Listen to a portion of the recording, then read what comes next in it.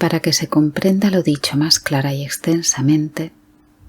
será bueno decir aquí cómo los deseos causan en el alma principalmente dos perjuicios, ya que por un lado la privan del Espíritu de Dios y por otro cansan, atormentan, oscurecen, ensucian, enflaquecen y llagan al alma en que viven, conforme a aquello que dice Jeremías en el capítulo 2. Duo mala fecit populus meus, dereliquerunt fontem aquae vive, et foderunt sibi cisternas dissipatas, que continere non valent aquas. Lo que quiere decir, me dejaron a mí, que soy fuente de agua viva, y cavaron para sí cisternas rotas que nunca tendrán agua. Estos dos males, es decir, el de la privación y el efectivo, son causados por cualquier manifestación desordenada del deseo. En primer lugar, en lo que se refiere al mal privativo, está claro que al inclinarse el alma por las cosas que podemos denominar como creaciones naturales, cuanto mayor sea dicha inclinación y deseo en el alma, ésta tendrá menos capacidad para Dios, ya que, como dicen los filósofos, un mismo sujeto no puede albergar dos contrarios. Y como la inclinación a Dios y hacia lo creado son contrarios, no caben en una misma voluntad. Pues ¿qué tiene que ver la creación con el Creador? Lo sensual con lo espiritual, lo visible con lo invisible, lo temporal con lo eterno, el manjar celestial puramente espiritual con el manjar de los sentidos puramente sensual, la desnudez de Cristo con el aferramiento a cualquier cosa. Por tanto, así como en la procreación de la naturaleza no puede aparecer una forma sin que antes se expulse del sujeto la forma contraria que la precede, ya que estando ésta, impide la existencia de la otra por la oposición que hay entre las dos, así, de la misma manera, mientras que el alma se aferre a la esencia sensual, no podrá entrar en ella la esencia puramente espiritual. Y por eso nuestro Salvador dijo por boca de San Mateo: non est bonum sumere panem filiorum et mittere canibus. O sea, no es conveniente coger el pan de los hijos y dárselo a los perros. Y también en otro lugar dice, a través del mismo evangelista, nolite sanctum dare canibus, que quiere decir, no deis lo que es santo a los perros. A través de estas citas, nuestro Señor compara a aquellos que, negando el deseo de todo lo creado, se disponen a recibir puramente el Espíritu de Dios, a los hijos de Dios, con los que quieren cebar su deseo con todo lo creado, siendo así como los perros, porque a los hijos les es posible comer a la mesa con su padre y de su plato, con lo que se alimentan de su espíritu, mientras que los perros se tienen que conformar con las migajas que caen de la mesa. Por lo que se ve que todo lo creado es como las migajas que cayeron de la mesa de Dios. Por tanto, es justamente llamado perro aquel que se alimenta de lo creado, y por eso se le quita el alimento destinado a los hijos,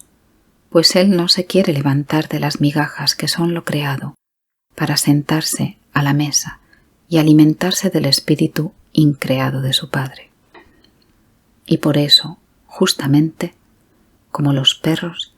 siempre anda con hambre, porque las migajas más bien sirven para avivar el apetito que para satisfacer el hambre. De ahí que de ellos dijera David: Famem patienturut canes, et circuibunt civitatem, si vero non fuerint saturati et murmurabunt, que quiere decir, ellos pasarán hambre como los perros, y rondarán por la ciudad, y como no se sentirán hartos, murmurarán. Ya que esta es una de las características de quien se guía por sus deseos, que siempre está descontento e irritable como quien tiene hambre. Sin embargo, ¿Qué tiene que ver el hambre que origina todo lo creado con la hartura en que deja al hombre el Espíritu de Dios? Por eso, esta saciedad de lo increado no puede entrar en el alma si antes no se arroja de la misma esa otra hambre originada por el deseo, pues como hemos dicho, en un mismo sujeto no pueden habitar dos contrarios, como en este caso son el hambre y la hartura. Por lo dicho, se comprenderá cuánto más hace Dios por el alma al limpiarla y purgarla de estas contradicciones que si la alimentara de la nada, porque esta oposición de los afectos y deseos contrarios a Dios se opone y resiste al mismo más que la nada, puesto que ésta no se resiste. Y es suficiente con esto para hablar del primer perjuicio principal que ocasiona al alma los deseos, que consiste en resistirse al Espíritu de Dios. Ahora hablaremos del segundo efecto que producen en ella, en cual reviste muchas formas, pues los deseos cansan, atormentan, oscurecen, ensucian y hacen enflaquecer al alma, por lo que cada uno de estos 5 efectos serán descritos por separado. En cuanto a lo primero, es evidente que los deseos cansan y fatigan al alma, porque son como unos hijuelos inquietos y difíciles de contentar, que siempre están pidiendo a su madre esto o lo otro y con nada se contentan. Y de la misma manera que se cansa y fatiga quien cava por la codicia de obtener un tesoro, así también el alma se cansa y fatiga para conseguir aquello que sus deseos le piden. Y aunque al fin lo consiga, siempre se cansa, porque nunca se siente satisfecha, ya que al fin y al cabo las cisternas que cava están rotas y no pueden contener agua para satisfacer la sed. Y así dice Isaías: Lasus aduc sitic et anima eius vacua est, que quiere decir, su deseo está vacío, y el alma que tiene deseo se cansa y se fatiga, porque es como el enfermo que padece de calentura, que no se hallará bien hasta que no se le quite la fiebre y a cada rato siente más sed. Pues como se dice en el libro de Job, cum satiatus fuerit, arctavitur estuavit, et omnis dolor irruet supereum, que quiere decir, cuando haya satisfecho su deseo, aún se sentirá más apurado y oprimido, pues habrá crecido en su alma el calor del deseo, por lo que sobre él caerá todo el dolor. El alma se cansa y se fatiga con sus deseos, porque es herida, movida y turbada por ellos, como lo es el agua por el viento, y de esa misma manera la alborotan sin dejarla que descanse en ningún lugar ni en ninguna cosa. Y de semejante alma dice Isaías: Corimpi quasi mare fervens. El corazón del malo es como el mar cuando hierve, y es malo quien no vence sus deseos. Se cansa y fatiga el alma que quiere cumplir sus deseos, porque es como quien al tener hambre abre la boca para hartarse de viento, y en lugar de ello enflaquece más, pues este no es su alimento. A este propósito dice Jeremías: In desiderio anime sue attraxit ventum amori sui, como si dijera, en el deseo de su voluntad atrajo hacia sí el viento de sus afectos. Después, más adelante, para que se comprenda la sequedad en que esta alma queda, advierte y dice: Prohibe pedem tu manuditate et gutur tu masiti, que quiere decir, aparta tu pie, es decir, tu pensamiento de la desnudez y tu garganta de la sed, o sea, tu voluntad del cumplimiento del deseo que hará más grande la sequía.